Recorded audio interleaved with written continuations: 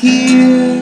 Dreams grinding sacks of tears. Now the end of isolation nears.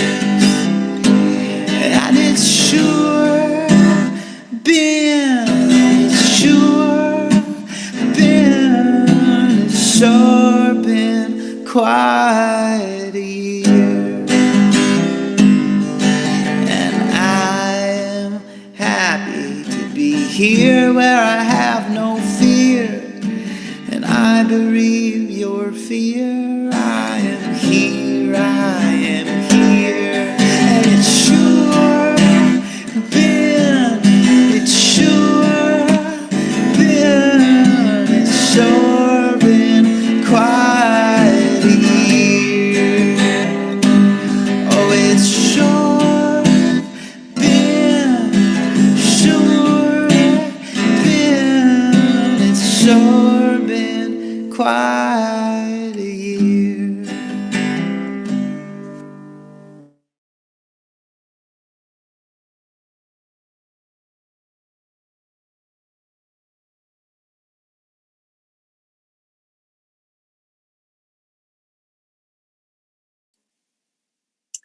Hi, welcome friends, welcome families, spellers, allies, professionals. It's been so great to watch the chat and see everyone give a greeting from all over the world, which is the magic of the internet. So we're so happy you're here. So we're going to get rolling today and give you a little welcome and then get this show on the road. So it is my pleasure to welcome you to this year's Motormorphosis. We are delighted to meet with you virtually, and we can't wait to be together in person again next year. So mark your calendars for July 23rd in 2022, and plan to join us in person in Herndon, Virginia. We will make sure that we keep some element of a virtual for those of you guys who are just out of reach. So have no fear. We have a year to work that out. As we emerge in various stages from the pain and isolation of COVID-19 pandemic, I want to recognize and send our love to our communities around the world who are still trying to cope with high incidences of COVID. For those of you who have lost loved ones to COVID, you have our deepest condolences, and we hold you all close to our heart. So know that we are thinking of you daily. We open this afternoon with songs composed at our most recent Neurolyrical Cafe. It's sure been quite a year, and we will pop into the chat a link for our Neurolyrical Cafe. It is an open mic night that we hold in the Spellerverse the final Friday of every month. And it's a chance for non-speaking poets and songwriters to share their songs and poetry, and we develop a collaborative writing at the end of every session. And it's quite possibly one of the most magical days or events that we have. And that's saying something, because I think we have some really special events. So do check that out. But I want to make sure that you really heard the words to this song, which started as a poem, because I can't think of a better way to sort of encapsulate this last year. So the poem is called "It's Sure Been Quite a Year." The profane saints of poetry allowed neurolyrical to appear, sharing many stressful fears, vandalizing set frontiers. Remembering the anger and trembling fear, the tears, the shifting of our gears, it's sure been quite a year. So much sorrow in just a year. Grimly weary, ghastly, teary, but bringing our hearts near, never been so severe. But I'm awakened, I am here. Yes, it's sure been quite a year. Almost makes me want to crack a beer. It's sure been quite a year of finding my voice so clear. And I hear many new voices in my ears, loved having each thought appear, and found the love in my dear. I pray very hard for God to hear dreams grinding sacks of tears.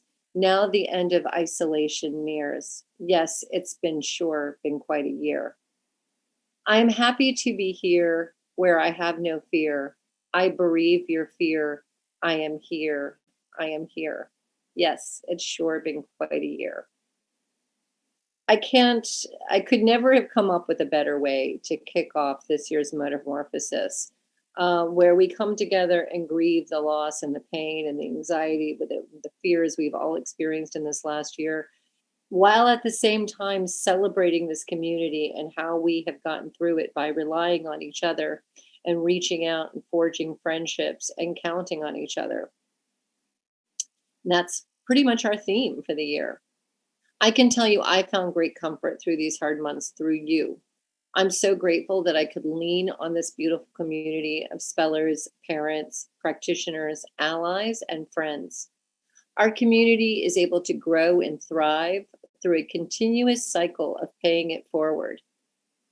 Think back to when you joined this community as a speller, as a family member, a practitioner, or an ally. Who inspired you when you were brand new? Did you know that you are now that role model, mentor, leader, or simply a friend to the new folks getting started? And for those of you who are new, you will be befriending and welcoming the newcomer before you know it. This year, we saw a huge influx of new spellers, which is the goal, right? For every non-speaking person to find their voice. So that's been wonderful. We've seen new families and practitioners. It's a joy to witness the immediacy in which newcomers are welcomed into the fold. I consistently notice experienced spellers reaching out, greeting, and embracing their non-speaking kin who are just beginning to access communication. Spellers, you share your successes, challenges, and experiences, as well as insights so freely and lovingly. You give of yourself selflessly and constantly advocating for those who have yet to access reliable communication. You are the role models and leaders, and we thank each and every one of you. Today, we will hear from just a few of these leaders, these non-speaking leaders. Gregory Tino, this year's I Ask Board Blazer winner, who was nominated by peers who are non-speakers as someone who is paving the way for more non-speaking people to find communication access. To Jamie Hanley, to Noah Seaback, and the I Ask Spellers and Allies Network. Thank you all for presenting today. Parents, grandparents, aunts, uncles, brothers, and sisters, I can't thank you enough for continuing to show up long after your non-speaking loved ones have developed the motor skills for fluent communication. You recognize the advocacy and support does not end at open communication. Thank you for reaching out to the new families embarking on their communication journey. Thank you for humbly and honestly sharing how you develop skills as communication and regulation partners. And we all know that's not easy. We are grateful for your willingness to share stories and how you have evolved and changed as you've gotten to know your speller at a whole new level. We are so grateful. Practitioners, thank you for answering the call to service. Your dedication to helping non-speaking, minimally speaking, and unreliably speaking people gain a reliable and effective means of communication is not only sorely needed, it's appreciated more than you can imagine. Spellers and families frequently tell me that they needed the belief, the coaching, and the support they receive from practitioners who work to help spellers achieve autonomous communication and help families, parents, and caregivers become reliable communication and regulation partners, whom we call CRPs. Practitioners, you are making the difference for non-speaking people. I also need to recognize those practitioners who continue to serve by becoming faculty, mentors, and leaders in our practitioner training cohorts. You are now providing the instruction, guidance, and support you once received. Thank you for your commitment to ensuring rigorous practice that is replicable and researchable. You are helping us increase communication access globally. Allies, we're particularly grateful for you. In many cases, you have no stake in the game. Your advocacy is there because of your unwavering willingness to stand and fight for non-speaking people. Thank you for presuming competence, for listening, leading, and most of all, from learning. This year showed us that there is not only strength in numbers, there is learning, comfort, and joy. Thank you for suiting up and showing up every dang day. As we continue to band together, know that we are gaining a critical mass. Change is happening for non-speaking people. So welcome. It's sure been quite a year, and we are grateful that you are here. Now, it is my pleasure to act as MC today to welcome you to our panel of esteemed and amazing presenters, starting with my very good friend, Gregory Tino, who is this year's Board Blazer. For those of you who are not lucky enough to know Gregory, I like to think of him as pure joy encapsulated in a body. I mean, Gregory has a smile that will light up the room, and his hugs are probably the best anywhere. It's like being embraced in a big fluffy cloud of love. But even more than all that is Gregory's tremendous advocacy. From the minute you found your voice, Gregory, you were advocating for others. So I am so delighted to welcome you and your presentation today. Alongside, I'd like to give a special welcome to your mother, Linda Tino, who is serving as your communication partner today. And Gregory, I think you had a few words just prepared as a little intro about yourself. He did. Thank you so much for having us. This is what Gregory wrote. I am honored and humbled to be here today. I never ever thought I would see the day that I would be a keynote speaker. For many years, I thought my life would involve YouTube and watching Barney videos and not much else. Wonderful things happened for me because of my family's perseverance and the dedication of people like Elizabeth Bossler and the Inside Voice family of amazing communication partners. It takes a village. Thank you doesn't begin to be enough. Thank you, Gregory. I think, gratitude is certainly a theme of the day, and as we're all together again. So, sorry, it's too early for me to get choked up.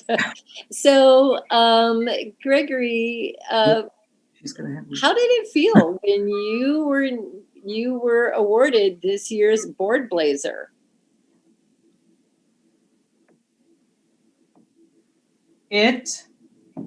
There is the winner. Was There is the winner. The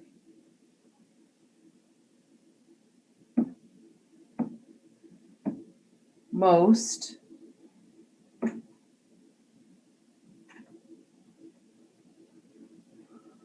amazing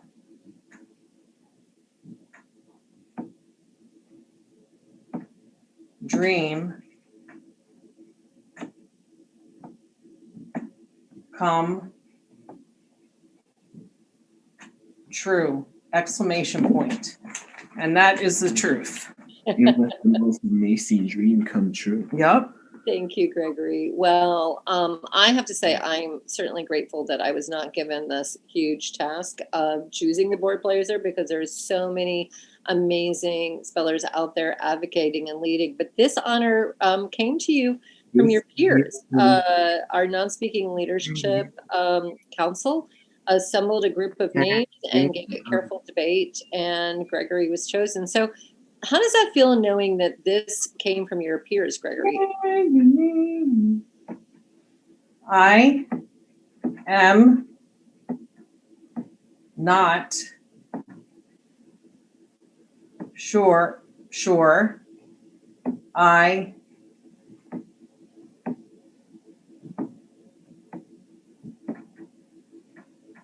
deserve it, but I will take it.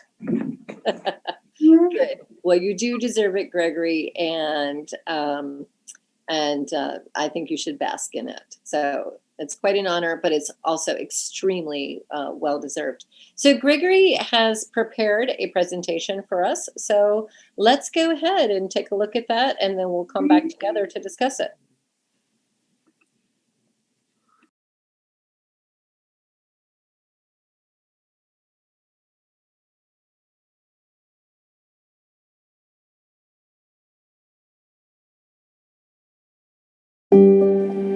My name is Gregory Tino, and my life was changed completely in 2017 by a woman with an 8x11 inch stencil board who believed in people with autism.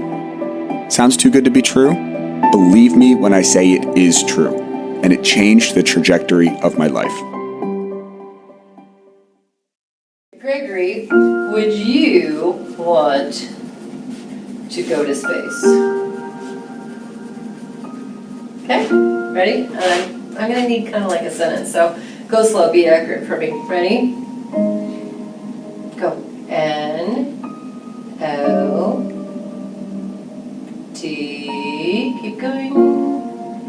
H, keep going. T-H, T-H, T-H, T-H, what makes sense? A, N, T-H-A-N, K, S, no thanks. M, keep going. Y, my, W, O, R, L, D, my world. Hold on. No thanks. My world. Yeah, look at all your letters, baby. My world. I, S is R. Oh my God. Right to it, right to it. I, R, I, G, H. Got it. Are you kidding me? Got it. H. Got it. You're kidding me? H, E, R, and two. H, E, R, E. Gregory, are you kidding me?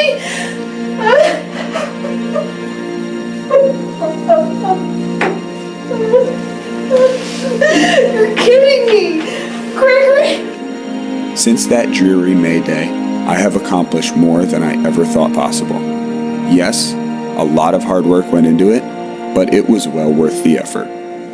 Being freed from silence has made all things possible. In the beginning, just sitting to attend a lesson was difficult. Many times, I would slap my mom and run out of the room. Her perseverance helped me to keep going. Inside Voice and my communication partners, Tom and Emily, never gave up on me. And it took a village to get where I am. I am so proud of myself, and forgive me if I brag. I am trying to change the perception of autism. Talking using your mouth does not always guarantee success in your life.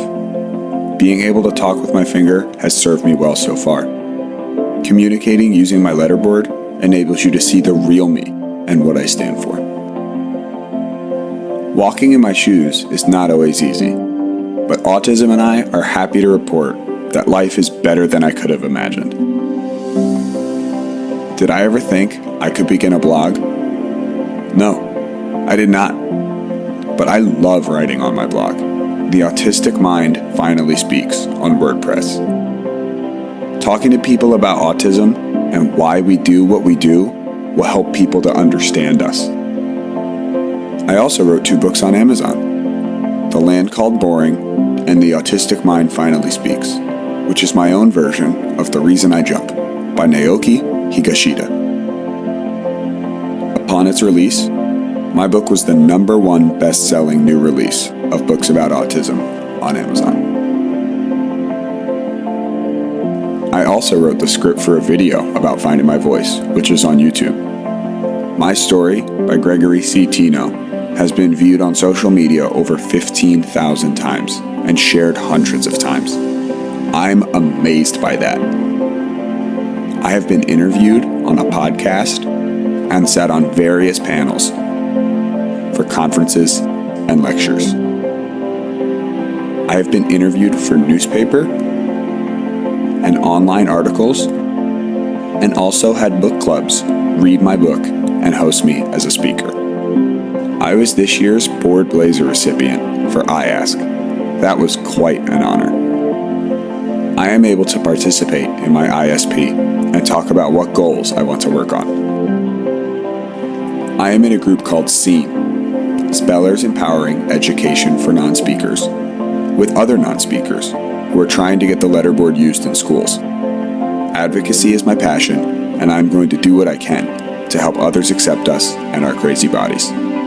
To me, going to college will be a dream come true that I plan to pursue in the future. My advice to you is to be proud of who you are. Autism is only a small part of us. Talk to your parents about what you want to accomplish and use their help to make it happen. Some days will be frustrating and dysregulated, but it won't always be like that. All of you are capable and may have success if given the chance, like I was. The future is what you make it. I guess I have to add speaking at Motormorphosis to my list now. Thank you for that. If I would be able to talk to my former self, this is what I would say.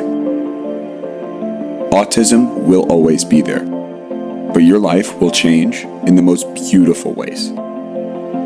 You will travel to any place your heart desires. You will be able to work and make money for yourself. You will be loved and cared for. You will have friends and maybe even a girlfriend. You will be able to communicate and be heard. You will be able to teach the world about autism and make things better for others. You will laugh and love and have fun. Enjoy the ride.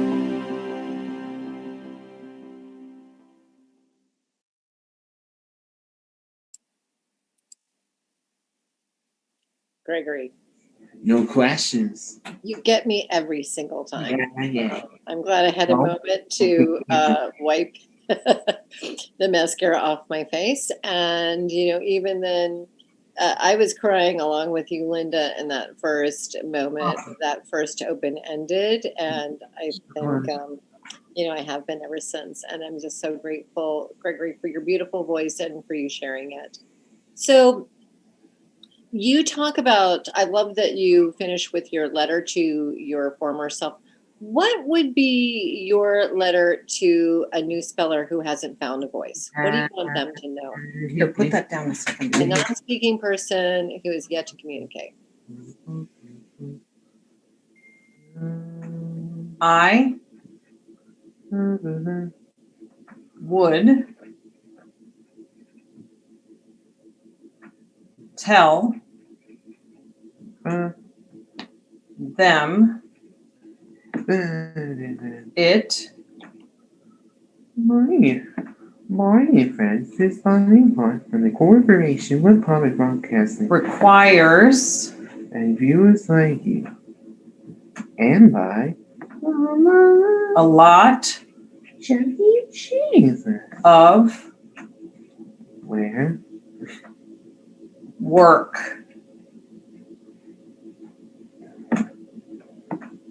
and what?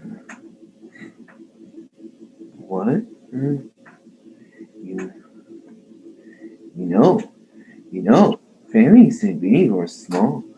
perseverance What's important is all On love you share. And remember that I love you too. both you and your CP, communication partner. Yes, it's not a miraculous thing. It requires a lot of practice. Yeah. Right, right. And Gregory, can you tell us a little bit about that practice? What does that mean? What did that mean for you to become reliable and open? I sat with my mom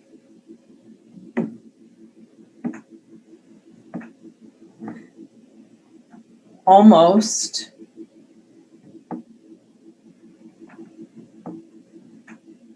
every day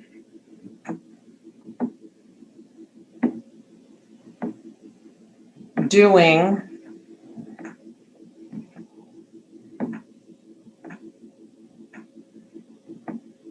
lessons in our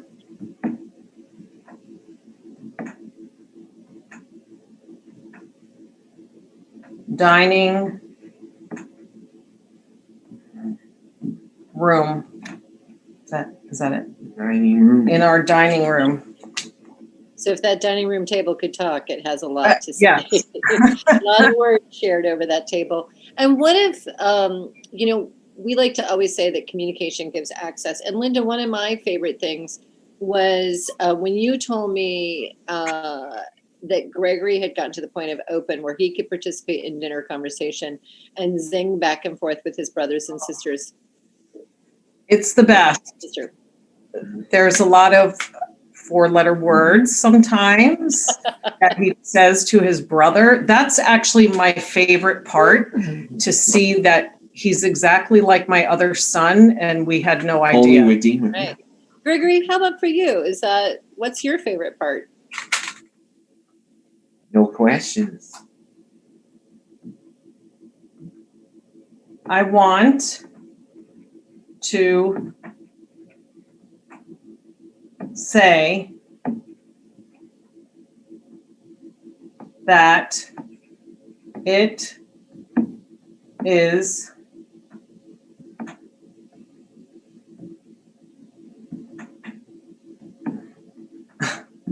kicking my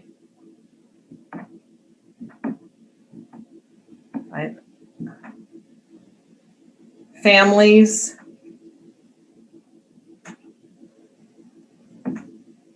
ass in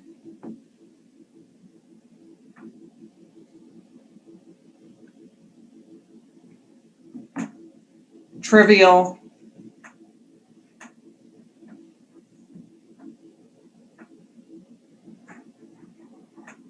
pursuit. Gregory, you and me, you're on my team next time I'm up in Philly. And that's awesome because I love the advocacy. I love the book. I give your book out, like Tic Tacs, to people. But I also love that it's just those interactions with your family and fun, which is great.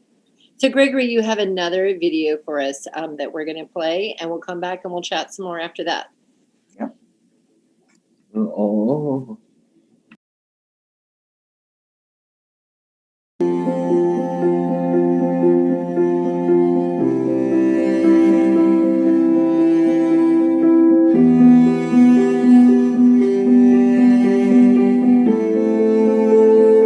Non-speaking autism can be a lonely life, in which you are kept in a silent world and can't tell anyone how you are feeling about anything. If you are hungry, or thirsty, or tired, or cold, you have to wait for people to guess.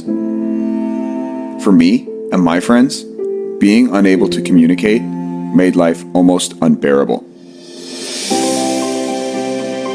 Our lives were saved by spelling to communicate in every possible way.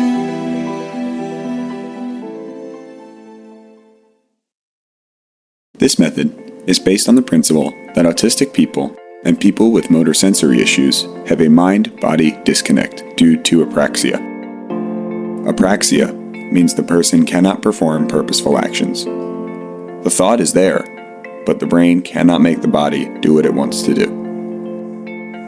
Spelling to communicate uses the gross motor muscles in your upper arm to point to large letters on a stencil board. Gross motor activities are easier for someone with apraxia versus the keyboard, which requires fine motor skills and is more difficult. Ready? And go. S. Good. Initially, there is some verbal and gestural prompting as the person learns to control his body. A, C, E.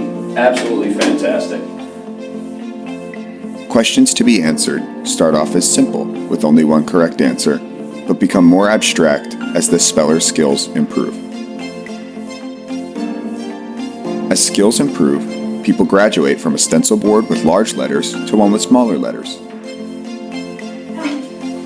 Good. D then. Go right to it. D. R good. E then. A good. D dread. You're on fire.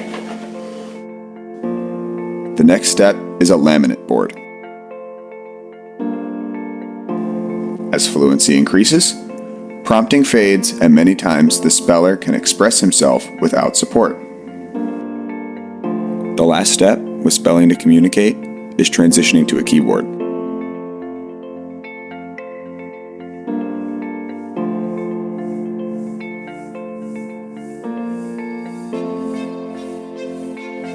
The hope is to be able to independently type with the keyboard placed on a slant board.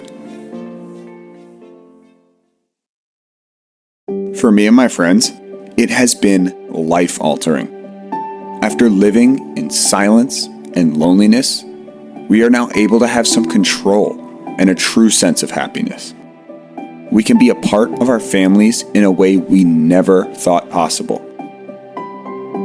When my friend Vince was asked to name one thing that has changed for the better since he has been able to communicate, he said, "I can let my loved ones know what they mean to me."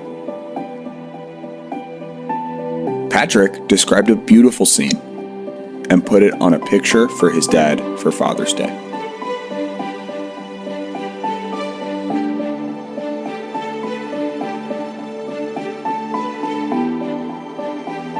Shane told his parents he wanted to go to the beach.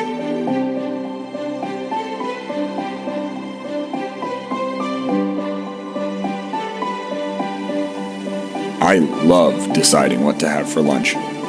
Pizza. 4.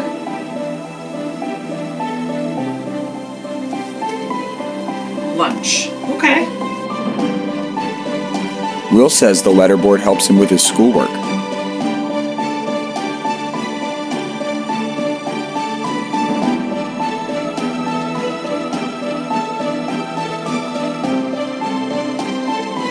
Sarah sent a birthday message to her grandmother.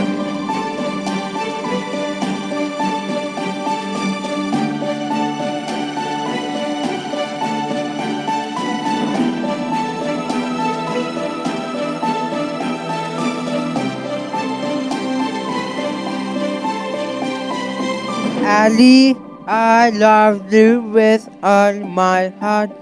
I will Matthew wrote a speech and proudly read it at his sister's wedding.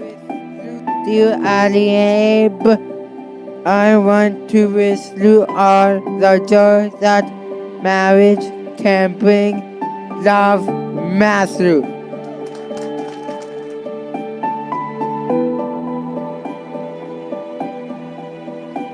My friend Ben F. was able to tell his parents how much he appreciates them.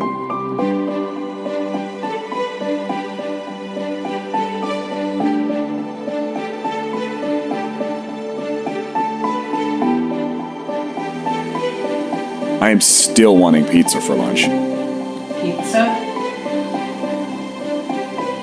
4.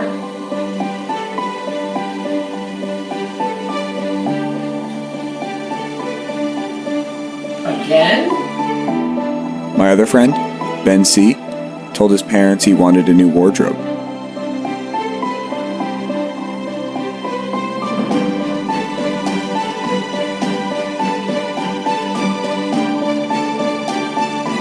For my friend Samantha, being able to communicate made her parents realize her passion for art.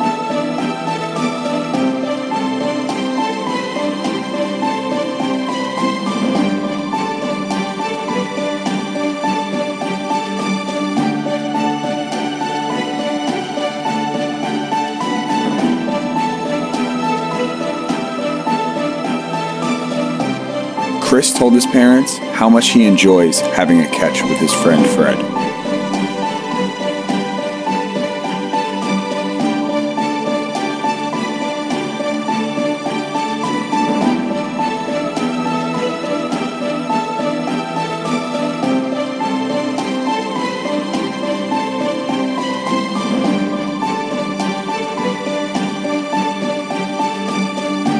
Autism and apraxia will always be with us, but life and autism can live happily together. With spelling to communicate, we can move on to bigger and better things and live a more purposeful life. For me, I'm just glad I can ask for pizza.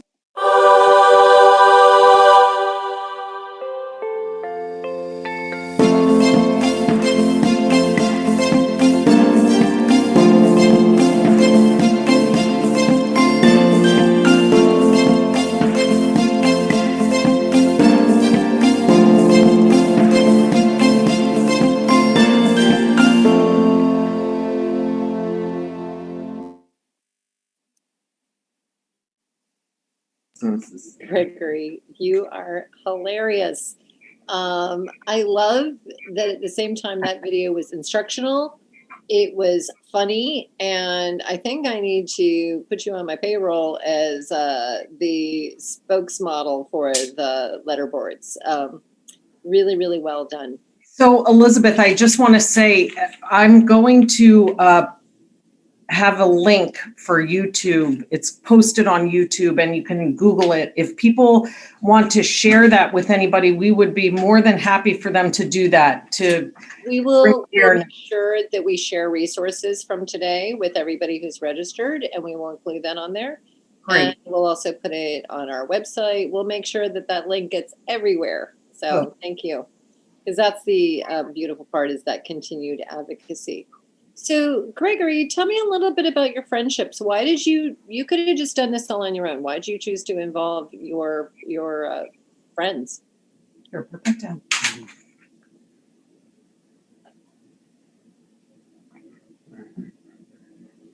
Yeah. Because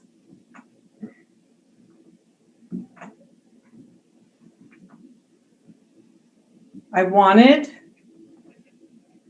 to show how much S no. to C has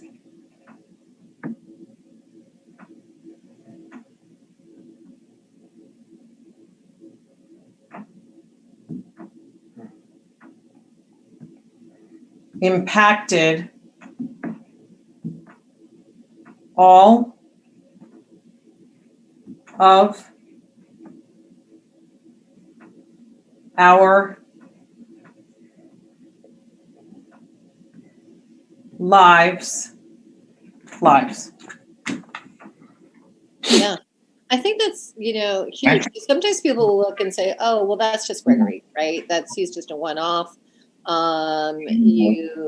You certainly showed that this is not just you, not that you are not special and unique and amazing and what we like to call a badassador for spelling and for non-speakers, but that you've got a whole bunch of friends that are like that. So Gregory, you have written a book, actually 2 books, which are on Amazon, and the link to those went into chat, your very first one was kind of a children's book that was a little bit about your journey that was beautiful. And then you wrote a second book. You've been a board blazer. You've been advocating. What's next on your agenda, my friend?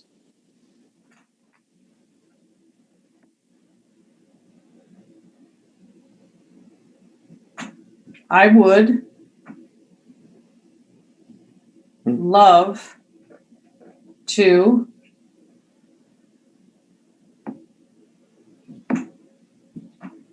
take some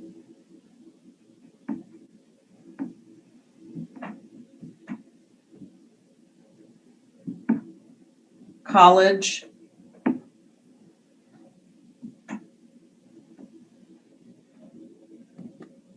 classes. Is that it? Classes. Classes. That's the next thing on our agenda. Okay. Do you have a particular major or focus in mind, or tell me a little bit about that?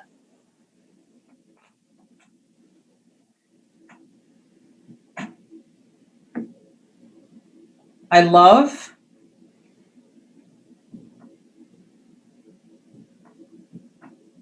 world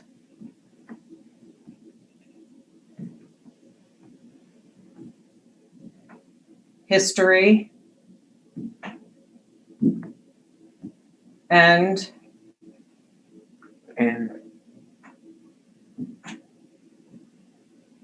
want to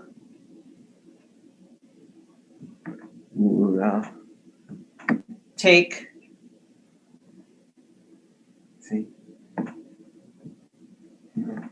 some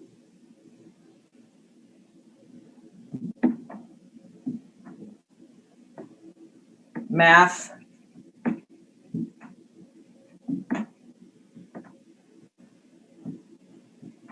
classes. I hope I'm not the communication partner for that.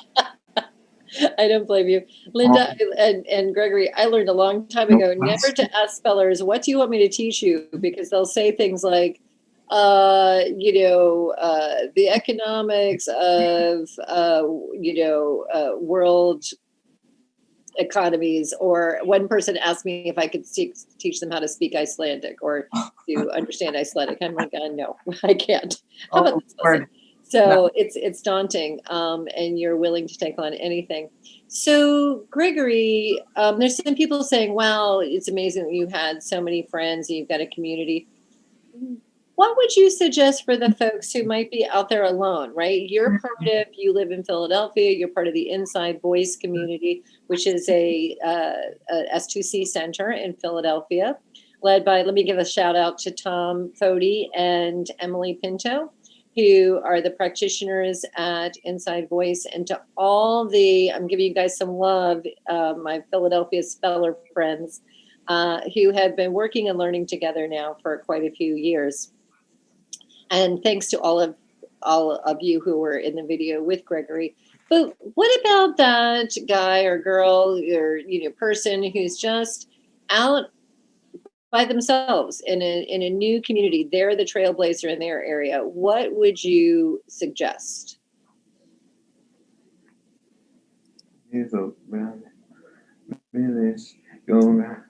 I would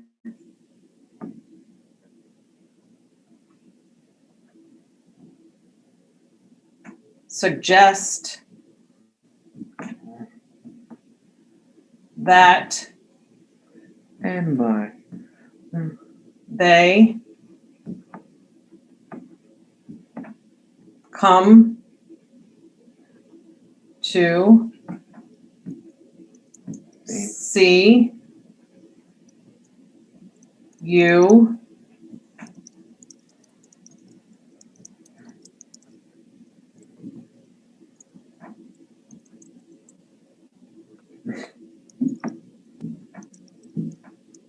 periodically to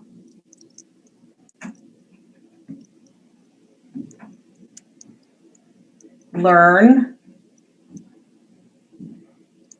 how to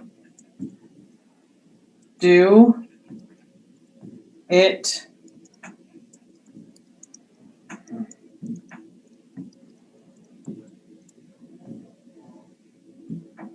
correctly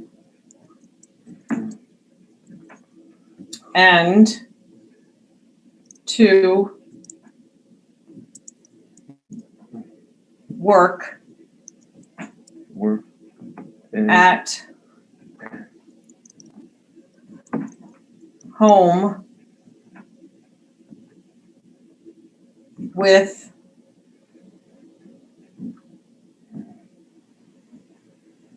their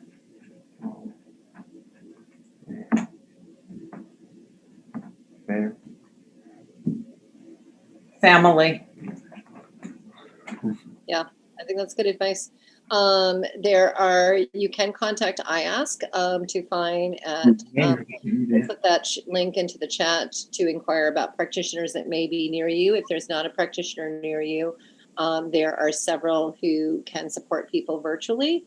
But the key is also working at home, right? Those hours spent at the dining room table and learning.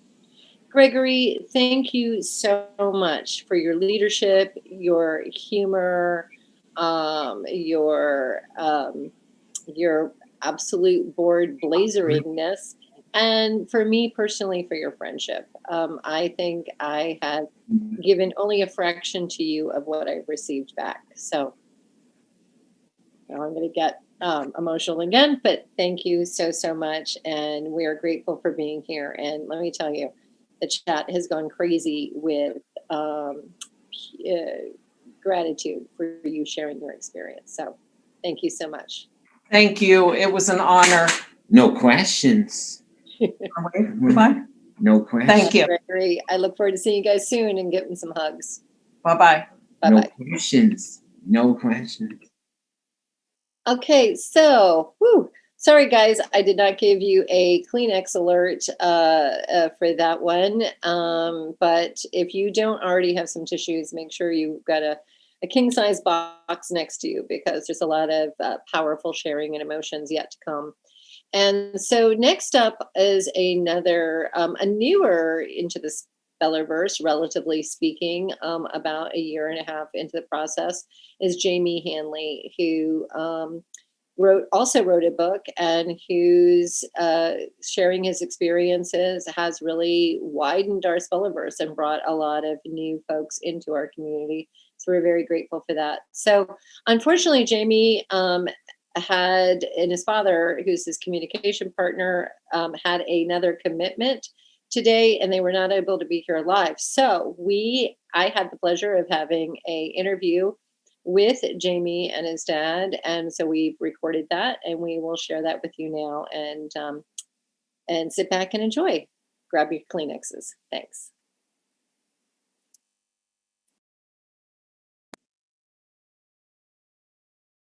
Hi, Jamie and JB. Thank you so much for presenting this year at Motormorphosis.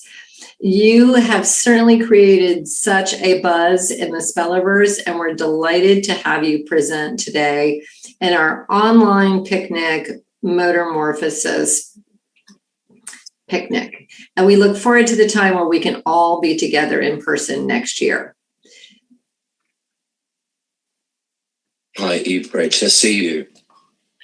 It's good to see you too. Yeah.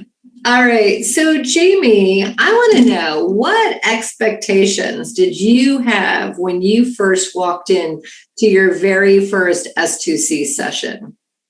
I didn't know. I was very nervous. What were you nervous about? I wanted to be able to do it. Okay. Did you have any idea what we would be up to, or did you have expectations that this was going to be a variation on the theme of what you've always been doing? Yes, I knew. Yeah, I would add, Elizabeth, I think that, soon after hearing from Honey Rendicella, who'd had great success with her son Vince about S2C, we just kind of decided as a family to take a leap of faith on the whole notion of presumption of competence. And I like to believe we did it most of the time, but we just really made sure we were talking to Jamie as the, at the time, 17-year-old that he was. So, he watched your videos about S2C. We read him any testimonials from other parents or any emails we were getting. And so he was well aware of what he was walking into at the time, which probably did heighten his anxiety about it. But we were very, very direct with him about what was going on and why we were in Virginia. Great. So that's really great. So you all were really prepared. And I think that's actually a great takeaway for families who might be getting ready to start this is talk to your kids about it. Read Underestimated out loud to them. Look at videos together so you're prepared to walk into it. And I think that's, for any of us, fear of the unknown can really be quite anxiety provoking. I think we as parents, especially as the children get older, are tasked with this really unique ask of taking a leap of faith in many cases from something that we believe for a really long time. And that's big. That's big. I didn't get there in a minute. I kind of did it I sort of suspended disbelief. I think the belief and presuming competence happens in stages. I remember JB, in that first session, I think you were prepared for what Jamie was going to do. But then when you saw him actually spelling, I remember, you kind of giving the mind blown sort of signal that it comes in waves. And now I imagine that even from when you left and your level of presuming competence to where it is today has grown exponentially. It's so funny. I wrote about in the book this kind of culture of S2C people like you, Elizabeth Zelensky and others, who speak about the day when these kids are going to be open very matter-of-factly, right? And then once they're open and, as a parent, you're sitting there thinking to yourself, you do realize that what you're saying is the thing that I've always hoped for and never believed is possible. And this would be the biggest thing in the world. And you're talking about it so casually. And I've become that person. You need to be with somebody who's trained. And the number one reason for that is what I've learned from Jamie, which is that Jamie spells far more easily with somebody who is confident as his CRP. Okay. Absolutely. And you can't manufacture that as a new parent because you're nervous as hell because you want this so badly for your for your child rather. And so you need those interim steps with somebody. But I think the other thing, Elizabeth, that parents don't always understand, this is still sort of 80 to 90% parent driven. You can't just outsource. If you're lucky enough to live in Herndon, Virginia, and you can go to Growing Kids every day, great. But for 99% of parents, it's not the case today.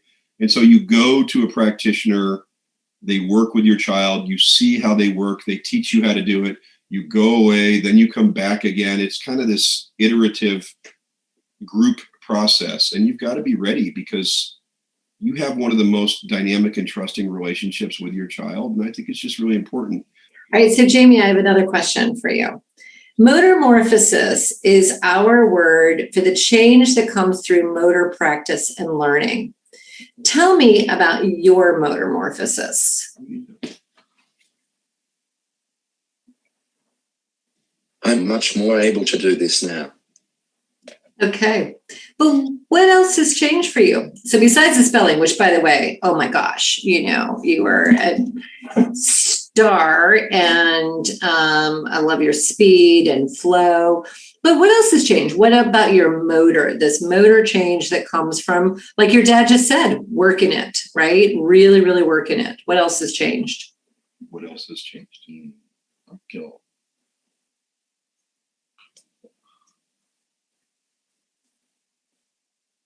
You got it. I'm much more regulated. Yeah, you are. I'm going to laugh when he uses autism buzzwords. It's pretty big testimony to just treating someone with respect and presuming competence, isn't it? It is. And I think that I now know, even though I can't go back because I don't have the videotape, that every outburst that Jamie ever had at school was no doubt due to a particular set of circumstance, either things said or things that they were asked to do, or whatever. It's kind of horrifying when you start to think about it that way. yeah, it's a beautiful thing, and it's very reinforcing. So why write a book? Why write a book?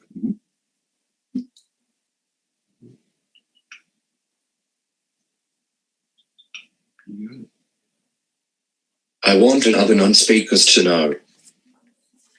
Yeah. Well, guess what? Success. We've had thousands and thousands of calls into iAsk, into Growing Kids, into our practitioner network because of getting the word out. So that's fantastic. And that leads me to my next question, Jamie, so you went from being, the pretty cool guy that you are, maybe underestimated, but still you, to now, in the spotlight, having lots of people want to talk to you, interview you. Like, what's that been like?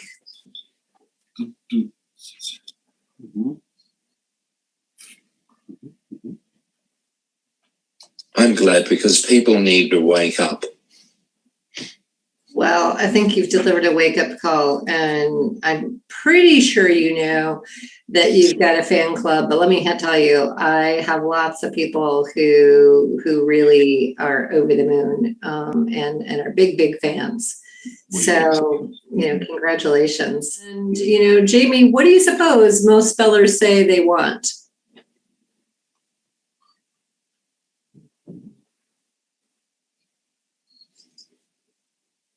They want to help others. Exactly. So what's next for you?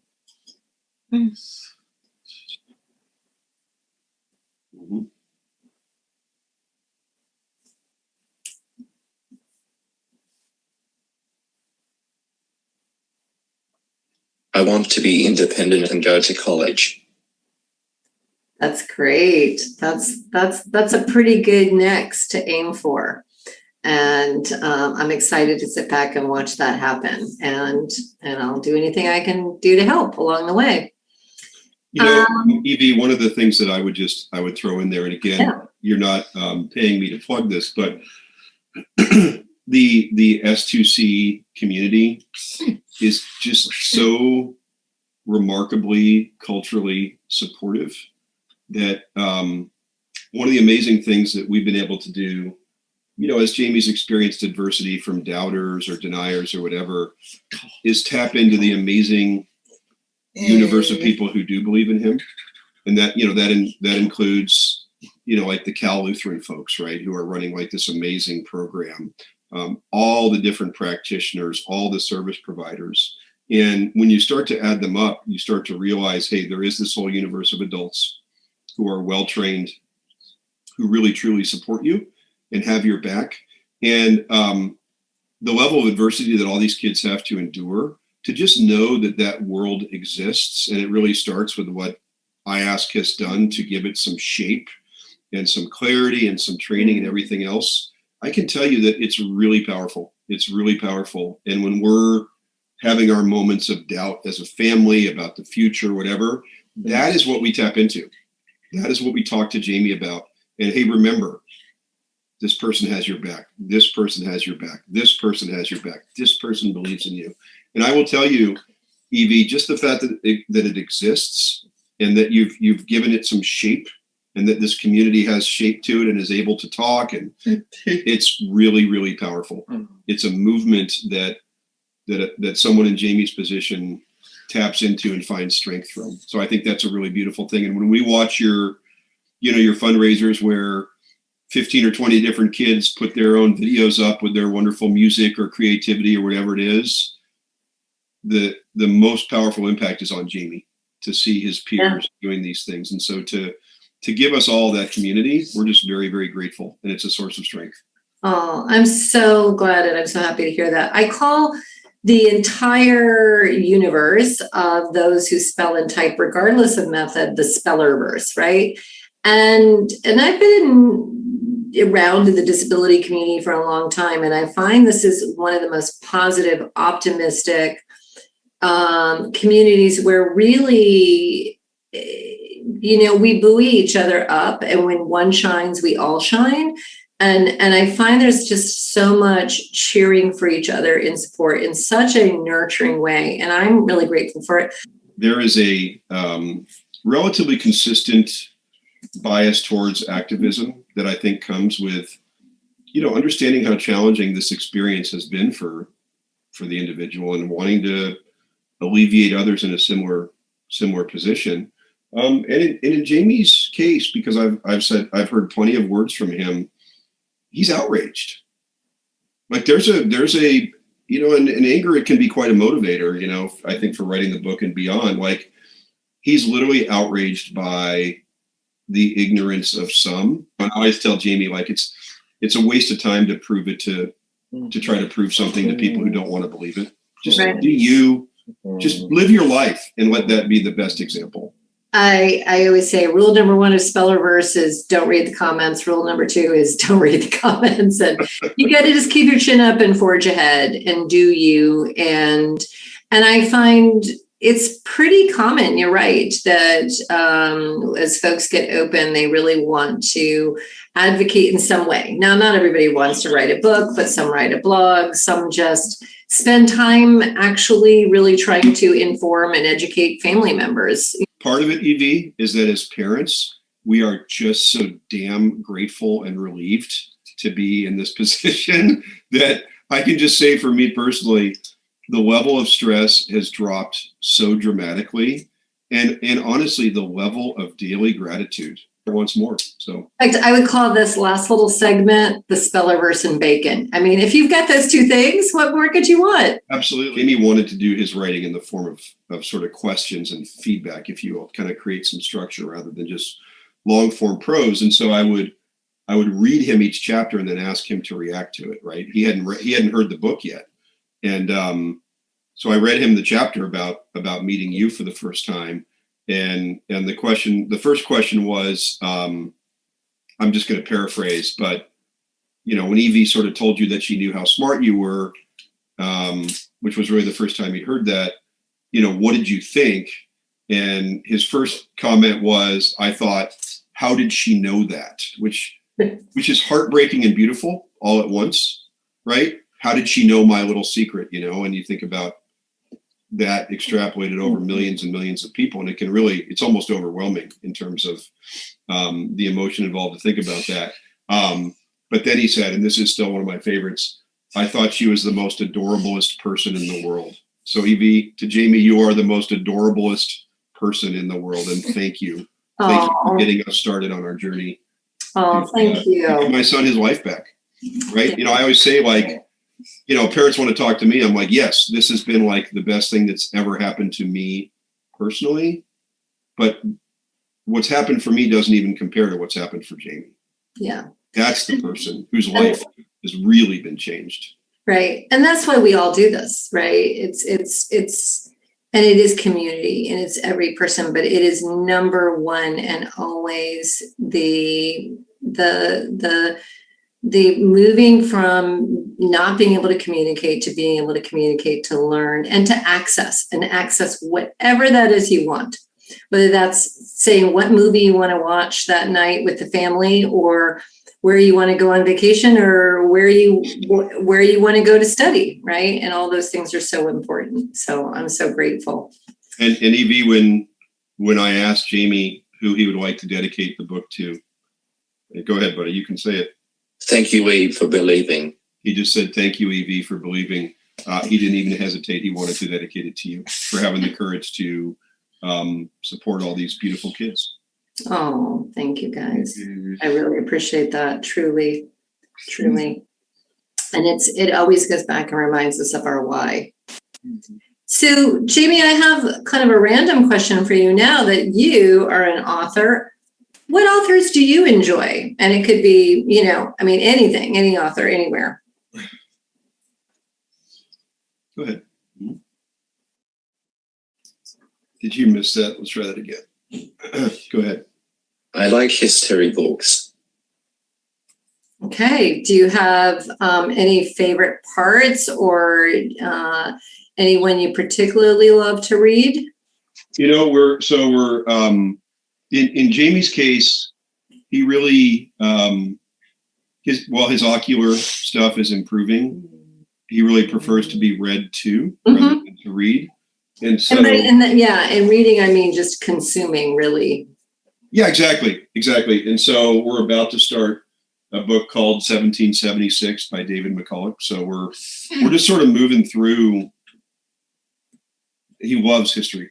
We didn't know that before, obviously, but he loves history. So we're just sort of moving through. He's particularly interested in the Soviet Union and the history there. His grandfather was a covert CIA operative for a long time, and so he's fascinated by the whole sort of Cold War dynamic. So that's been an area of particular focus for him. And, you know, I hate speaking for him, but when asked about like college, it's math and history are like his two big things. That's pretty great. I love that. So you mentioned, you know, like didn't know history. And one of my other questions I had for you, Jamie, is what's something that you've been able to let people know that you don't think they knew before, right? Now that you can communicate.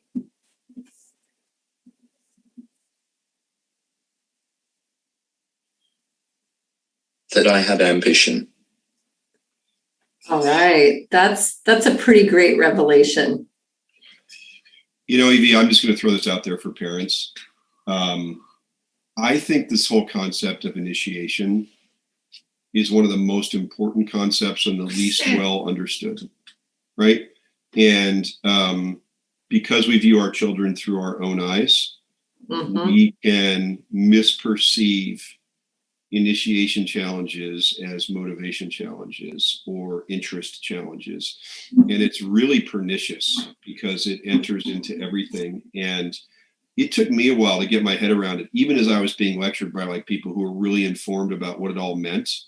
And it's really hard because our children are so responsive to our verbal commands that we sort of, since they're so responsive to the verbal commands, they can respond whatever they want to and they can do whatever they want to. And it's simply not true. And it's just really hard to understand that there are many times where our children would like to do something that would require some kind of physical action and they simply can't get their body to. And obviously I'm speaking to somebody who understands this at a very intimate level. That carries over into how the testing takes place and how the conclusions are drawn. But I think more importantly, even when you have a speller, you're not always getting a gauge. And Jamie's words there just triggered it for me. Jamie's saying that I have ambition.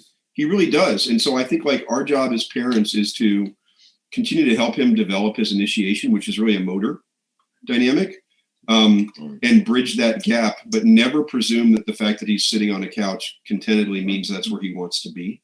It's really hard. It's a really hard thing for parents to wrap their head around. And I didn't get it until we started doing these. I've described this in a different interview, but these kind of basic initiation things that Dana Johnson helped us do, where like you put 3 objects on a desk and you ask Jamie to spell which one he's going to pick up. And then he sits there and can't do it, right? Because you haven't given him a verbal command. He's only done it through the board. And it's like, Jamie, why aren't you picking this up? And he's like, I'm trying to pick it up, dude. I can't. Right. Tell me. And you can see right there. Mm-hmm.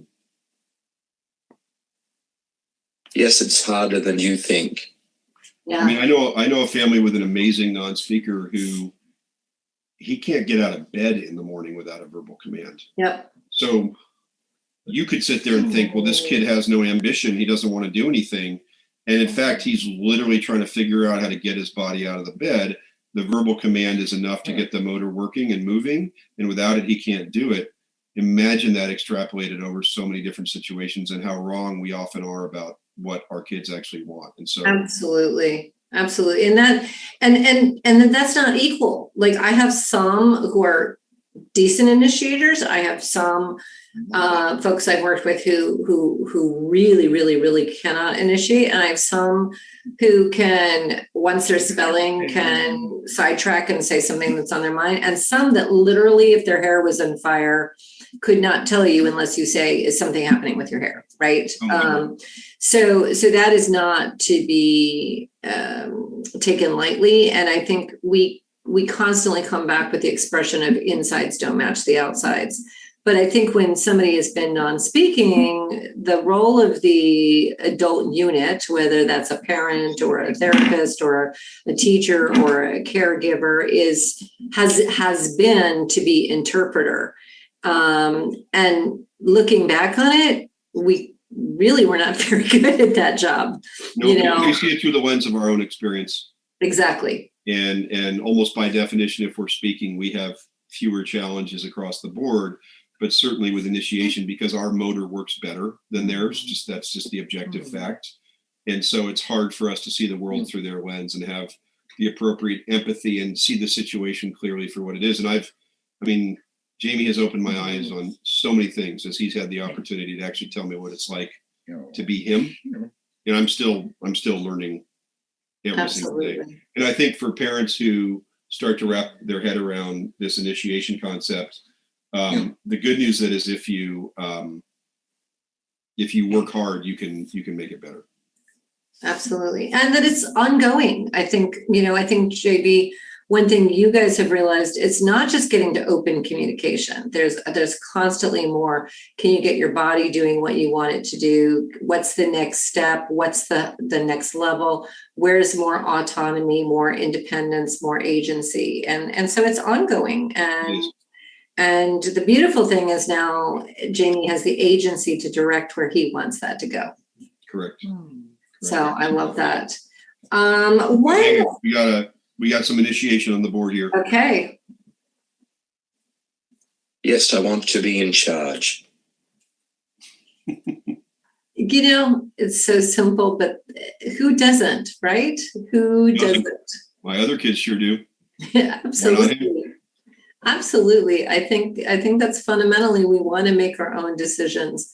Even if it's something I don't like to do, I like right of refusal. It's a beautiful thing to be able to honor that in Jamie. And we're making up for lost time. We've finally, and remember that Jamie's been fluent now for a year and 4 months, 16 months, right? We've finally gotten to the point, I believe, between my wife and I, where we always stop ourselves when we're getting ready to make a decision on Jamie's behalf and then include him in the conversation. As autism parents, you get so used to having to make those judgments for better or worse.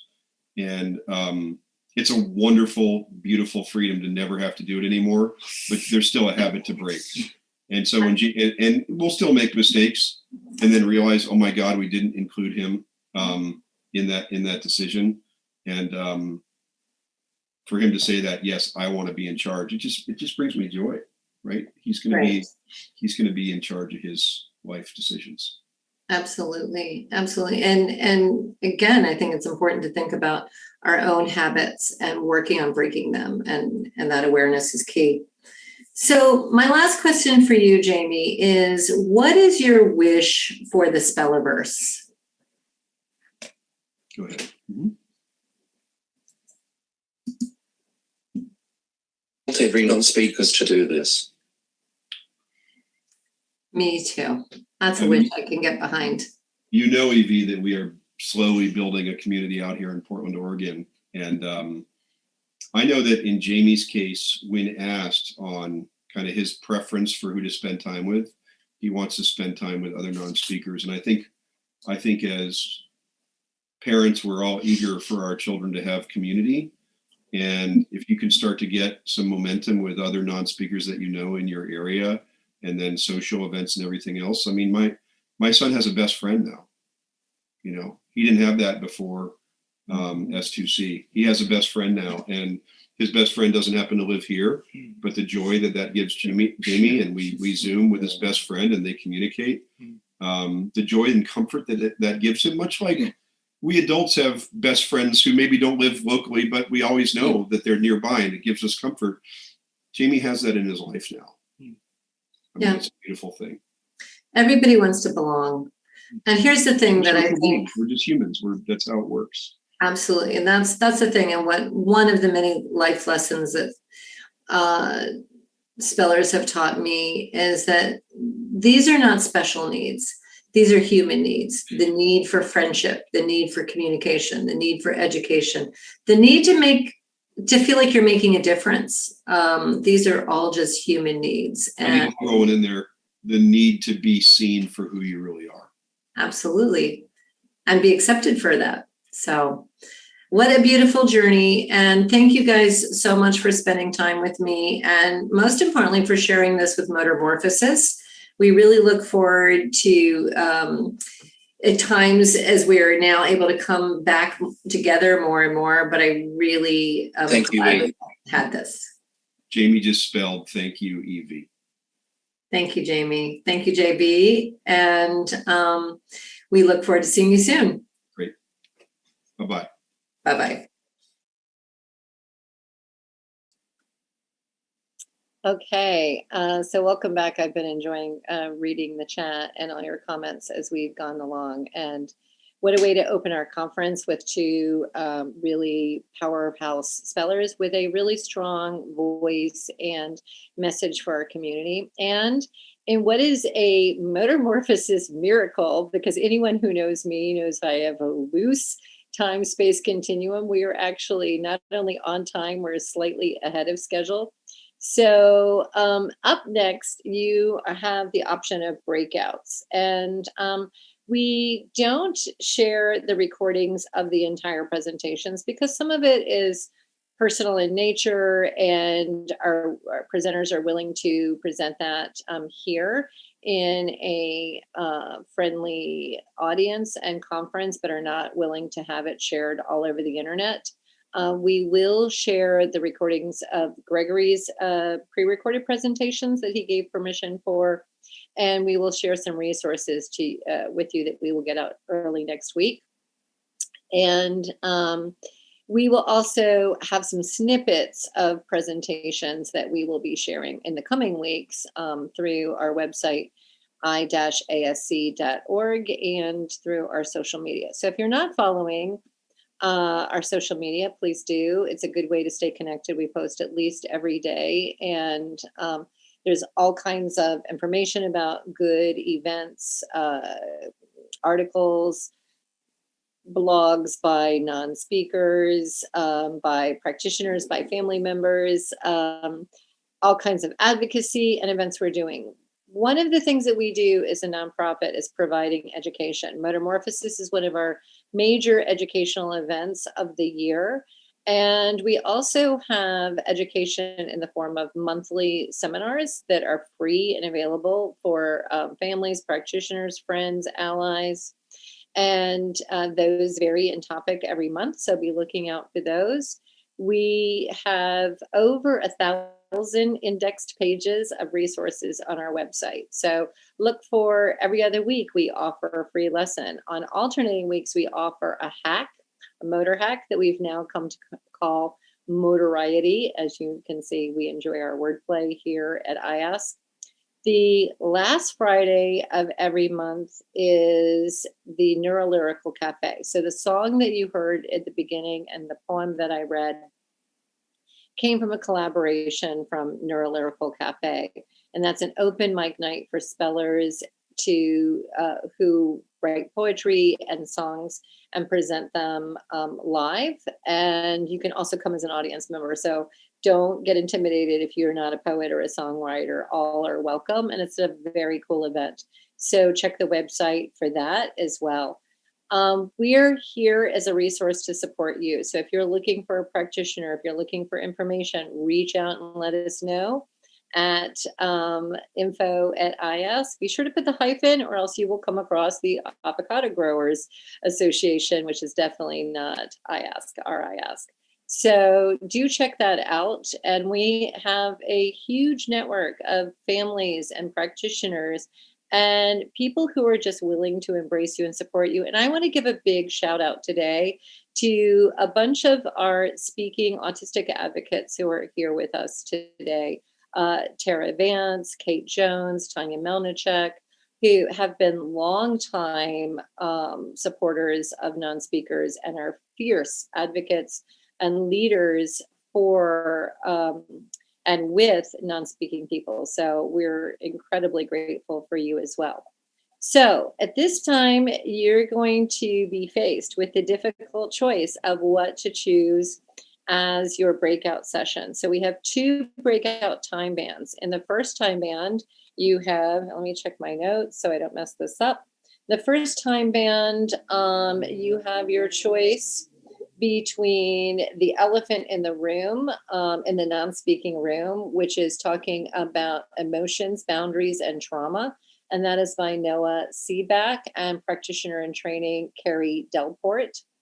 And so that's in one room, and there is a specific Zoom link for that. So you should have received the links so that you can choose your time band. And this, in the opposite room from that, is immerse yourself, which is lesson writing, and taking your next lesson, or taking your lesson writing to the next step, by lesson writer extraordinaire and S2C practitioner at Inside Voice, Tom Fody, who is a very good friend of mine. And I have to say, I'm always enjoy doing his lessons. He's a favorite in the S2C community, and you saw a little bit about their community at Inside Voice in Gregory Tino's presentation. So that's a tough choice, my friends.